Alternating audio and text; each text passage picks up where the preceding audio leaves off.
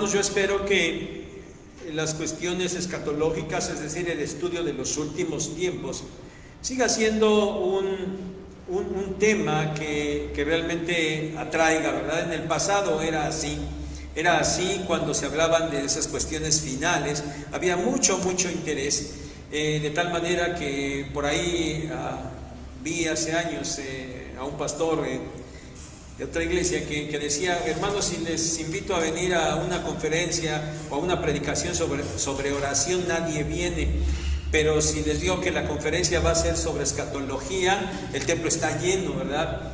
Bueno, yo espero que en ustedes haya todavía ese interés por estas cosas, pero un interés correcto, ¿verdad? Un interés correcto para aprender de esto. En seguimiento un poquito a lo que se dijo en la predicación de la semana pasada, y yo espero que ustedes la recuerden.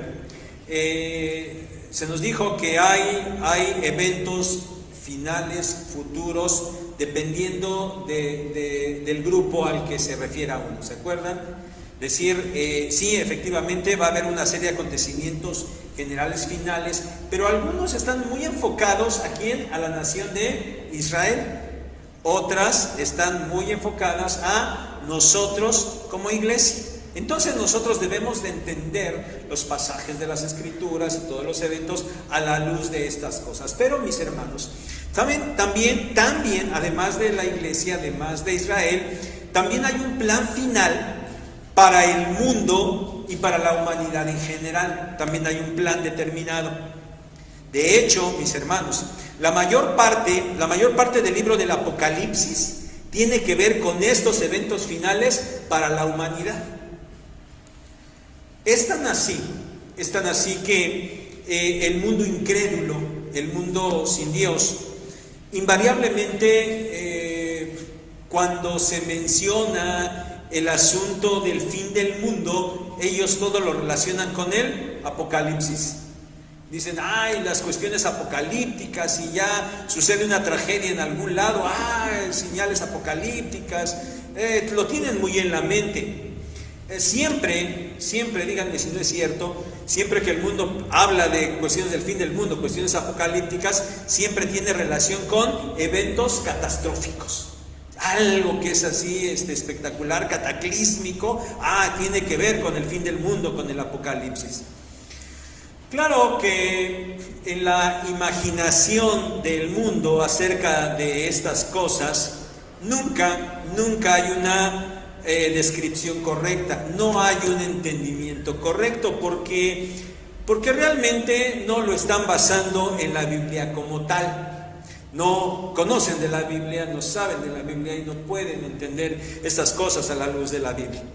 Solo, insisto, se centran en esto. ¿Por qué? Porque suceden grandes catástrofes, ¿verdad? Y lee uno el Apocalipsis y hasta ellos lo leen y efectivamente está lleno de situaciones catastróficas. Y es muy probable, yo creo que aunque el mundo señale estas cosas, yo creo que ni creen en eso a final de cuentas, ¿verdad? Ni creen, simplemente por seguir alguna moda, alguna corriente, algún pensamiento, pero yo creo que ni creen que esto vaya a acontecer al final. Pero ustedes saben que lo que más el mundo utiliza para describir estos acontecimientos finales son las películas, ¿verdad? ¿Cuántas películas hay acerca de ese fin del mundo, ¿no? Y estábamos en el año 2011 y empezamos el año 2012 y se va a acabar el mundo porque los mayas dijeron que a fin de año se acaba el mundo. Y hasta se hizo una película por ahí que se llamaba precisamente 2012, ¿verdad? Entonces, en la imaginación del mundo, las cuestiones finales tienen que ver con catástrofes y lo plasman generalmente a través de películas. Pero saben, hermanos, a los cristianos también les gusta centrar su atención en estas cuestiones finales. Aunque es cierto que los cristianos lo hacen con una base bíblica. Ahora sí, ¿verdad? Ya no es nada más así porque sí. Lo centran con una base bíblica. Pero de igual manera los cristianos han generado películas o documentales o sencillos videos acerca de esas cuestiones finales. Pero, bueno, ¿las han visto? ¿Han visto alguna película cristiana que hable de este asunto? Bueno, si por ahí la ven o si ya la han visto, se van a dar cuenta de que invariablemente las películas cristianas empiezan con el evento del arrebatamiento de la iglesia, ¿no es cierto? De repente empieza la película, por ahí están todos normales, todo el mundo, y de repente ¡pum!, desaparece la iglesia. Pero ¿dónde sigue la trama de la película? En todo lo que pasa aquí. Y los aviones están cayendo, y las mamás están llorando porque sus niños desaparecieron, y los coches chocando, y bueno, han visto estas cosas, ¿no? Se sigue centrando la atención en lo que va a suceder en esta tierra, y la trama de la película sigue en esto. Pero no solamente existe lo visual. Los cristianos también han generado literatura escrita al respecto. Tenemos esa gran saga de novelas que incluso creo que llegaron a ser bestseller en el mundo cristiano. Esa serie de novelas del hermano Tim LaHaye, Dejados atrás. ¿Alguien leyó estas novelas? De cómo otra vez el arrebatamiento de la iglesia y todo lo que sucede cuando está el mundo en la tierra. Y por ahí algunos de supuestos cristianos, porque se quedaron, sucedió el arrebatamiento y algunos se quedaron y entonces sí creyeron y entonces sí entendieron, y bueno, las novelas se desarrollan por ahí el asunto. Miren, parece que una vez que la iglesia parte de esta tierra, la curiosidad, y digo la curiosidad por llamarla de una manera amable, la curiosidad se centra en lo que va a suceder aquí en la tierra. Pero mis hermanos, el día de hoy veremos algo que sucederá con nosotros, con la iglesia, cuando nosotros seamos sacados de esta tierra, para que el Señor pruebe la humanidad y derrame su ira con ella. Lo que vaya a pasar aquí ya no les preocupe, nosotros no vamos a estar aquí. Deberíamos interesarnos más en lo que vamos a hacer cuando estemos allá. El domingo pasado, hermanos, se nos dijo que el siguiente evento para nosotros, para la iglesia, es el arrebatamiento. El siguiente evento que va a suceder en estas cuestiones finales para nosotros es el arrebatamiento. Y se citaron textos bíblicos que de manera contundente señalan a la certeza de este acontecimiento, aun y cuando, ¿se acuerdan? También se nos dijo que hay quienes, llamándose cristianos, actualmente niegan que esto vaya a suceder. Pero es una realidad, porque la Biblia lo dice. En cualquier momento seremos arrebatados y seremos transformados. Estos cuerpos que tenemos van a ser transformados y seremos llevados a los cielos en las nubes para estar para siempre ya en la presencia del Señor. Cuando eso suceda, cuando nosotros seamos llevados, los acontecimientos que ustedes pueden leer en Apocalipsis, desde el capítulo 6 hasta el capítulo 18, del 6 al 18, eso es lo que estará aconteciendo aquí en la tierra. Pero nosotros estaremos en el cielo con el Señor. Y en un momento de ese periodo, lo más probable, lo más lógico es que sea al principio de ese tiempo, nosotros que ya estemos allá, nosotros compareceremos ante el tribunal de Cristo. Este es el tema de hoy. No qué va a pasar con el mundo aquí, qué va a pasar con nosotros después de que seamos arrebatados.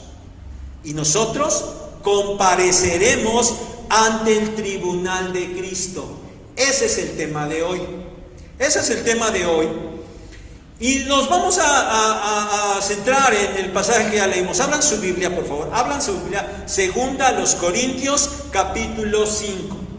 Segunda a los Corintios, capítulo 5. Ténganla abierta, ¿sí? Por favor, no se pongan a leer ahorita para que pongan atención en la predicación, por favor. Sí lo vamos a ir leyendo conforme lo vaya yo mencionando. Por favor, volteen a ver el versículo que les voy a ir diciendo, pero su atención acá, porque luego se me siguen leyendo y leyendo ahí y ya no ponen atención en la predicación.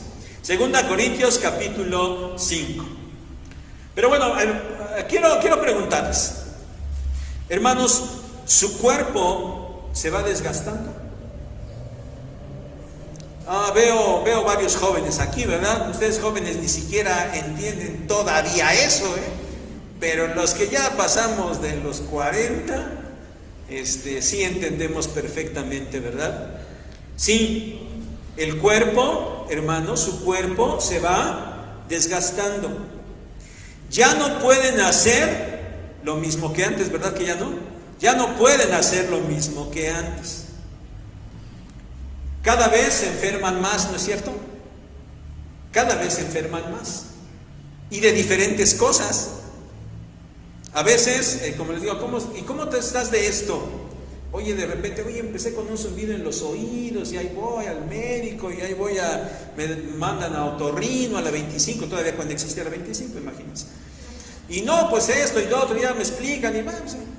Oye, ¿cómo sigues de lo de los oídos? Pues no sé, ya me acostumbré.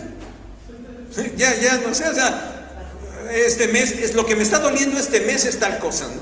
O sea, cada vez vamos con mayores dolencias, y la verdad es que cada vez va siendo más difícil que podamos curarnos. Y algunas cosas ya no se van a curar. Y el desgaste, y por favor hermanos, escúchenlo bien y entiéndanlo. El desgaste va a continuar y a la postre vamos a morir. ¿Sí? A la postre vamos a morir. ¿Les preocupa esto, hermanos? ¿Les aflige? ¿Les espanta? ¿Les hace llorar? Yo sé que a muchos sí. A muchos sí. Y entre más se acerca el momento, es decir, en cuanto más edad se va teniendo, la verdad es que más preocupación hay. Eso es una realidad. Por eso de repente cuando alguien por ahí le dicen tiene esta enfermedad, tiene la otra, o más edad va teniendo y van presentándose más achaques y se ponen a llorar, bueno, pues alguno trata uno de consolarlos un poquito, ¿verdad? Pero la verdad es que me darían ganas de decirles, y se los advierto ahorita que están bien, para que cuando empiecen con eso y les diga, no esperen otra cosa. Hermano, ¿por qué lloras? Pues eso va a pasar, ¿no? El cuerpo se está desgastando y el cuerpo se va a morir de algo. No llores, mejor gózate con eso. ¿Y por qué? Por eso vamos a ver estos versículos. Vayan al pasaje de la Biblia que les dije, 2 Corintios, y nos vamos a centrar en los versículos 9 y 10 del capítulo 5. Pero para que lo entendamos bien, hermanos, para que no quede simplemente, a ver, ¿qué es eso del tribunal de Cristo? Que podemos explicarlo, podemos dejar bien claro lo que significa, pero yo quiero que lo entendamos bien desde el principio. ¿Por qué llegamos a eso? ¿Por qué debemos llegar a eso? Y entonces vamos a empezar y rápidamente vamos a ir explicando brevemente desde el versículo 16 del capítulo 4. Están en la misma página, es unos versículos antes. Capítulo 4, versículo 16. Y todavía desde un poquito antes, pero desde un poquito antes, Pablo, no necesariamente por su edad, aunque cuando está escribiendo esto no es un joven ya, pero no necesariamente por su edad, sino porque él estaba sujeto a constantes peligros. Él decía que él estaba continuamente en peligro de muerte. Él se podía morir cualquier día.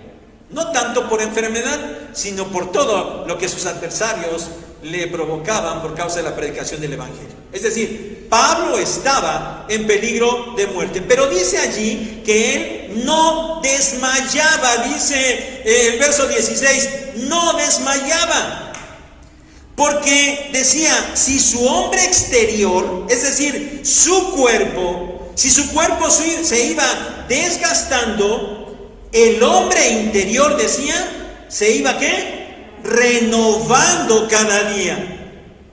Por eso no le preocupaba que el cuerpo fuera degradándose.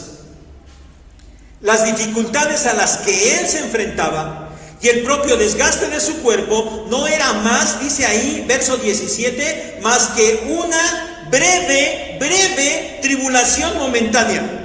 Se la pasó años sufriendo Pablo y de todas maneras dice, esto solamente es una breve tribulación momentánea. Pero, dice, eso hacía que la renovación de su hombre interior produjera una gloria eterna que lo superaba todo. A la luz de esa gloria eterna, aquello era prácticamente nada.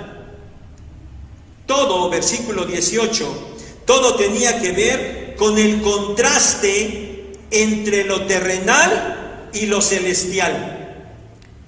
Dice ahí, lo terrenal es lo que se ve, pero eso terrenal que se ve es, dice, temporal. En contraste, lo que no se ve es eterno. Esta despreocupación por la degradación de su cuerpo se basaba, capítulo 5, verso 1, en lo que Pablo sabía. Él sabía algo. Él sabía que si su morada terrestre, a la que él llama aquí el tabernáculo, ¿a qué se estaba refiriendo Pablo? A su cuerpo. A su cuerpo que era momentáneo, temporal. Si su cuerpo físico se deshacía, es decir, si moría, él dice, tenía de Dios un edificio, una casa no hecha de mano, eterna en los cielos. Con lo cual se estaba refiriendo a que en el cielo él tenía un cuerpo espiritual que le estaba esperando y que Dios le iba a dar. Lo que Pablo está diciendo es que su cuerpo material finalmente iba a ser deshecho, pero no importaba. Eso era necesario para que él pudiera recibir su cuerpo celestial. A lo que Pablo aquí se refiere, hermanos, considerando el pasaje que tenemos, más el capítulo 15 de la primera carta a los Corintios, es al momento en el que su cuerpo resucitaría, sería transformado. Ese cuerpo ya celestial con el cual Pablo ahora sí podía estar para siempre, eternamente, en la presencia del Señor.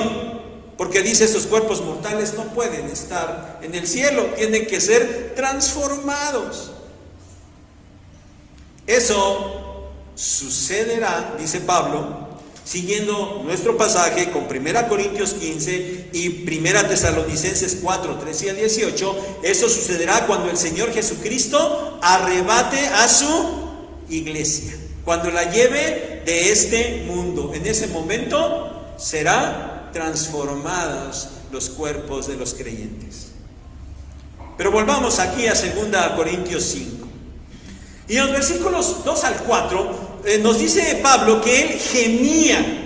Miren, ¿qué significa esto? Él suspiraba por algo, y creo que eso sí lo entienden, ¿verdad? Añoramos algo, suspiramos por algo que se tenía, algo esperamos que llegue. Pablo suspiraba, anhelaba tener ya ese cuerpo espiritual. Él ya lo deseaba,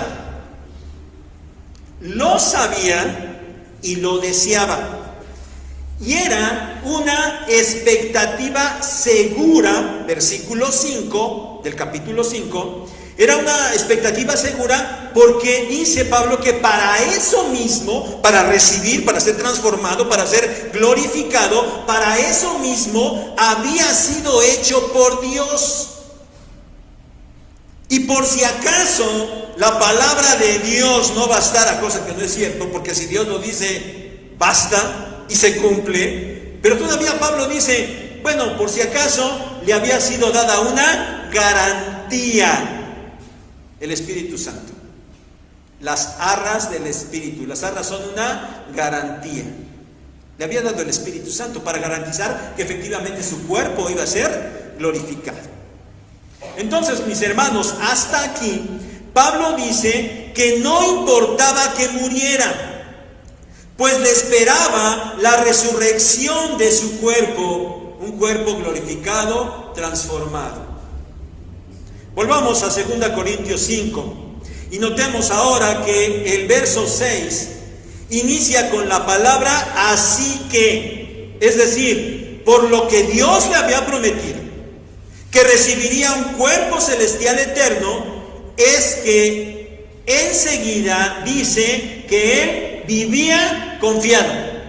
Él vivía confiado, lo cual significa que él tomaba ánimo, se animaba. Saber que recibiría un cuerpo glorificado le animaba a pesar del sufrimiento momentáneo y a pesar de la muerte misma. Le animaba a saber que tendría un cuerpo glorificado. Pero Pablo dice ahí también en el verso 6 que él también vive sabiendo que mientras siguiera en su cuerpo físico estaba ¿qué? Ausente del Señor. No en un sentido total, porque estaba en comunión con el Señor, la oración, su palabra, estaba en comunión con el Señor, pero él todavía no podía estar en su presencia. Dice, a mí me anima que voy a tener aquello, pero yo sé que mientras esté todavía en este cuerpo, en realidad estoy ausente del Señor. Y en el versículo 8, vean, él reitera que él tomaba ánimo, se animaba, dice, yo me animo. Y por eso dice, más quisiera estar ausente del cuerpo y presente del Señor. Casi Pablo dice, yo quisiera morirme, ¿no? Para irme con el Señor mejor, de plano. No importaba que el cuerpo se desgastara. No importaba que el cuerpo finalmente muriera. Pablo quería inclusive que ese desgastamiento llegara a su fin, porque de esa manera estaría ahora sí ya en la presencia del Señor y recibiría su cuerpo celestial resucitado, glorificado. Eso animaba a Pablo. Y eso, mi hermano, debería animarte a ti también. No te preocupes por el desgaste de tu cuerpo. No te preocupes, no llores, no te afanes por lo que tu cuerpo va sufriendo. Finalmente se va a agotar, finalmente va a morir. Que eso no te preocupe, ni te entristezca. No puedes evitarlo, no puedes evitarlo. Mejor gózate, toma ánimo por lo que tú vas a recibir allá. Hermanos, así llegamos al enfoque central de la predicación de hoy, los versículos 9 y 10.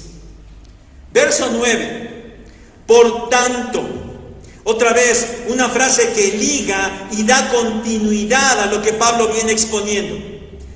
Dado que llegará a la presencia del Señor con un cuerpo glorificado, dice, por tanto, él procuraba también, dice ahí el verso 9, procuraba también. Miren, esto, de acuerdo a los estudiosos del idioma griego, nos dicen que está escrito en un tiempo presente en la gramática griega. Y eso significa que es algo que está pasando continuamente, es algo continuo.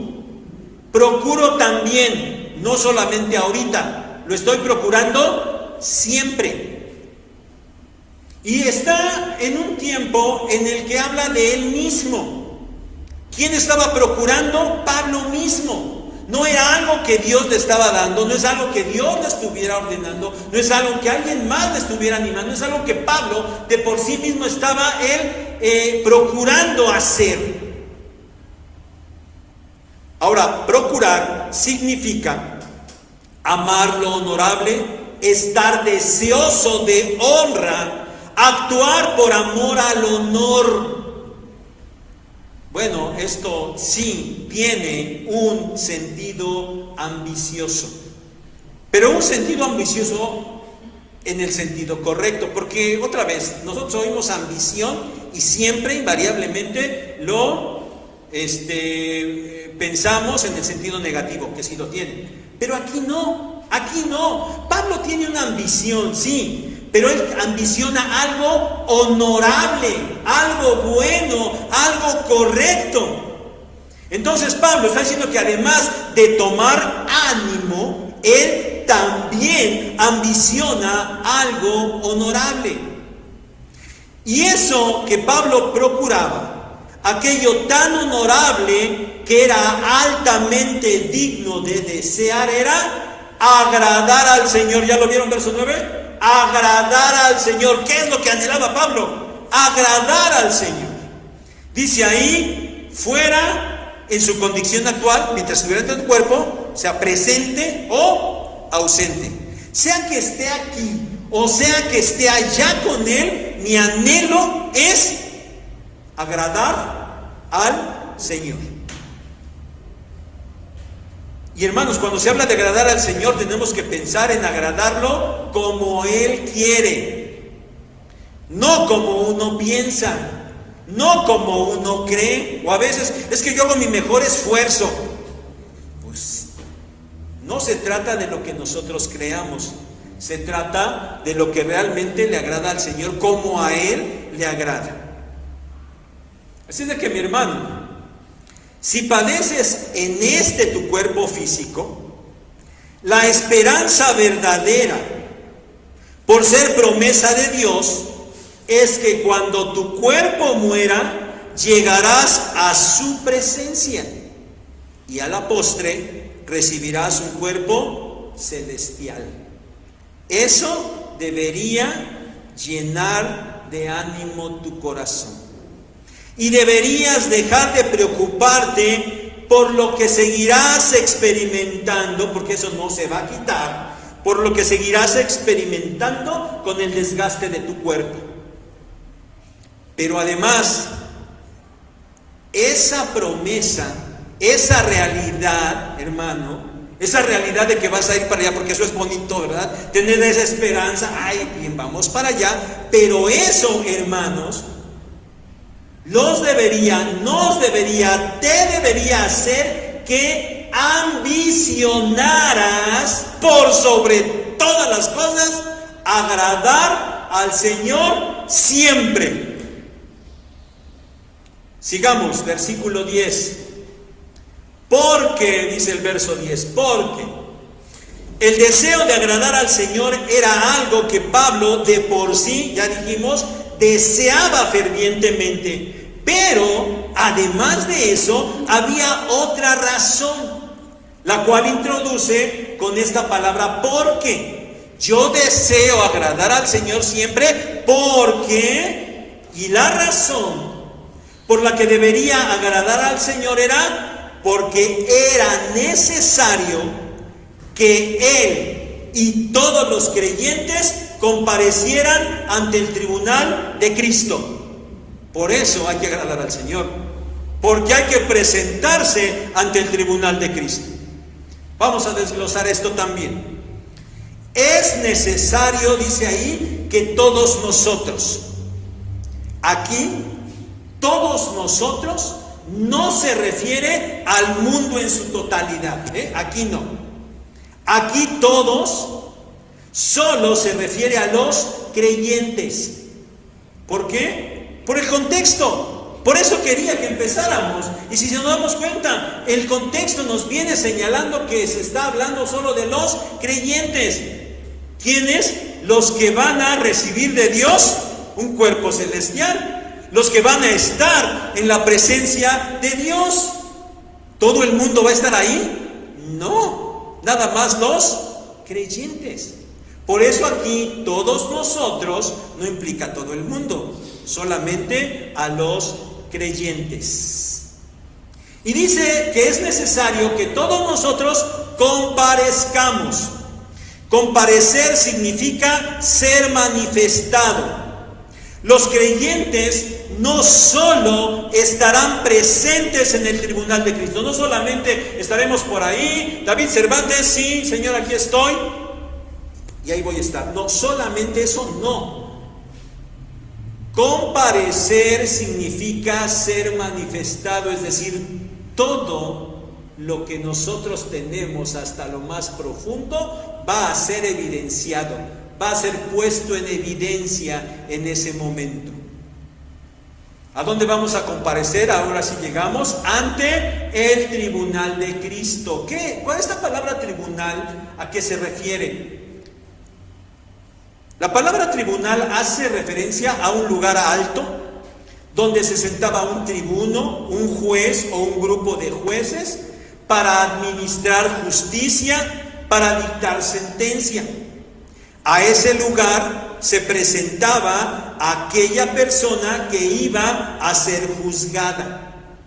Pero también el tribunal era usado para dar reconocimiento a alguien. No solamente a los malhechores los llevaban y los juzgaban, sino también a los que prestaban un servicio a la comunidad o hacían un acto bueno, también eran llevados a ese lugar y eran reconocidos delante de todos. De hecho, ese lugar también era usado, ya saben que había juegos deportivos diferentes, en Corinto había los importantes, en Grecia había las Olimpiadas famosas, pero esos grupos siempre había en esos juegos, había ganadores de las competencias. Bueno, en ese tribunal también eran llevados los atletas para ser premiados. Eso era un tribunal. Hermanos, ¿saben? Hay mucha confusión acerca del juicio final. Hay quienes entienden que solo habrá un solo juicio final, uno solo. Pero, hermanos, cuando nosotros analizamos detenidamente los pasajes bíblicos que nos hablan acerca de esto, del juicio, de los juicios, por ejemplo, Mateo capítulo 25, Apocalipsis 19, del 11 al 15, el juicio ante el trono blanco, y este mismo pasaje del tribunal de Cristo, bueno, cuando nosotros los analizamos detenidamente, no podemos más que entender que habrá diferentes juicios. Habrá diferentes juicios. Y sí, el tribunal de Cristo es un tribunal de juicio, pero este juicio será solo para los creyentes. Los incrédulos serán juzgados en otro momento, las naciones hay diferentes maneras, pero los creyentes, los cristianos serán juzgados en este tribunal de Cristo. ¿Y tendrá lugar en dónde? En el cielo. ¿Por qué? Porque es cuando ya hayamos recibido nuestros cuerpos glorificados, allá en el cielo. Enseguida mencionaré un poquito más acerca de la naturaleza de este juicio. Pero quiero que notemos lo que sigue diciendo el versículo 10. Dice, para que cada uno, es decir, es un juicio ¿qué? Personal. Así es de que mi hermano, cuando estés allá en el tribunal de Cristo, no le vas a poder echar la culpa al pastor de nada. ¿Sí? ¿Queda claro? Para que cada uno reciba según lo que haya hecho mientras estaba en el cuerpo. Es decir, habrá una retribución justa de lo que se haya hecho mientras se vive aquí en la tierra. Pero no de todo lo que se haya hecho desde el momento del nacimiento, no, el nacimiento físico no, sino todo lo que se haya hecho en el cuerpo desde el momento del nuevo nacimiento. Desde que el creyente nace de nuevo, a partir de ahí, entonces sí empieza a correr la cuenta de la cual se va a dar cuenta, sí, cuenta en ese tribunal de Cristo. Habrá retribución de lo que se haya hecho para el Señor, de lo que se haya hecho para la obra de servicio, de acuerdo a lo que se haya hecho en la obediencia hacia los mandamientos del Señor. Pero todo y solamente en la condición de salvo. Antes de eso, nada cuenta. Dice, para recibir lo que hayas hecho en el cuerpo, sea bueno o sea malo. Hermano, aquí malo no se refiere a los pecados. Ese juicio ante el tribunal de Cristo no serán considerados los pecados, porque los pecados del creyente ya fueron juzgados, tratados, perdonados y borrados. ¿En dónde? En la cruz de Cristo. Por eso en ese momento no habrá exposición de los pecados que los creyentes hayan cometido, porque Dios ya los perdonó. Y Hebreos 10:17 con Jeremías 31:34 dicen que cuando el Señor perdona los pecados, Él ya no se acuerda más de ellos. Todos los pecados no van a ser expuestos. Reitero, lo bueno y lo malo son las obras que el creyente haya hecho en su vida terrenal, pero ya en su calidad de salvo, de nacido de nuevo. Obras que sirvieron para glorificar a Dios o no lo hicieron. Porque hay cristianos a los que se pudiera señalar: oye, ese hermano, mira cuánto hace, oye, cuánto sirve, mire, no, fácil, no, se va a tener una coronota allá en el cielo. Pero ¿cuáles eran sus intenciones internas? ¿Por qué lo hacía? Vamos a ser expuestos. Y todo lo que había dentro va a salir delante del Señor. Para Él no hay nada oculto. Sí, a lo mejor alguien pudiera aparentemente servir mucho al Señor, pero dentro de su corazón había otras motivaciones y otras intenciones. Hermanos, no es un juicio para saber si el creyente será salvo o no, porque ya lo es. Y de hecho, por eso es que está en ese tribunal. Si ya es salvo, ya resucitó, ya recibió un cuerpo nuevo, ya está en la presencia de Dios, ya es salvo. Por eso no es para determinar si será salvo o no. No es que en ese momento, híjole, ¿sabes qué? Pues ni modo, regrésame tu cuerpo y órale al infierno. Eso no va a pasar. No será un juicio para determinar la salvación, será un juicio de obras para saber si se alcanzará recompensa o no se alcanzará, o si la recompensa se va a perder. Leímos 1 Corintios 3, ¿te acuerdas? Versículos 12 al 15. La obra de cada uno será probada. Si hiciste hoja, heno, papel, el fuego la va a destruir, sufrirás pérdida. ¿De qué? De la recompensa. Si alguien hace oro, plata o piedras preciosas, entonces la obra permanecerá y recibirá recompensa. Y aunque alguien pierda toda su obra, toda su recompensa, leímos en 1 Corintios 13, si bien es cierto, será salvo así como por fuego. O sea, sí, va a ser salvo. Su recompensa se perderá, pero será salvo. Concluyamos, hermanos. En el plan escatológico, el siguiente evento para nosotros es el arrebatamiento de la iglesia. 1 Tesalonicenses 4, 16 y 17. Si nosotros estamos vivos, desapareceremos, así, instantáneamente. Y nuestros cuerpos serán transformados.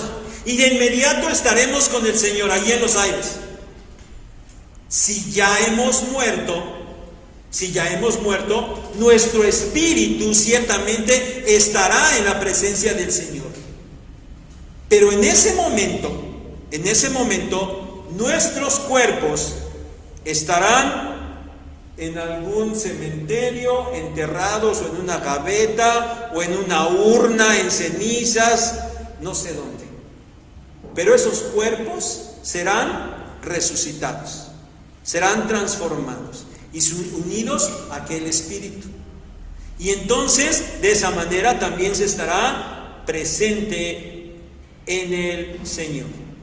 Y cuando eso suceda, nos presentaremos ante el tribunal de Cristo, para que nuestras obras sean juzgadas, las que hayamos hecho aquí a partir de que nacimos de nuevo, y seremos recompensados o quizás perderemos nuestra recompensa. Si ya somos salvos y por eso estaremos allí, ¿importará si recibimos recompensa o no? ¿Importará?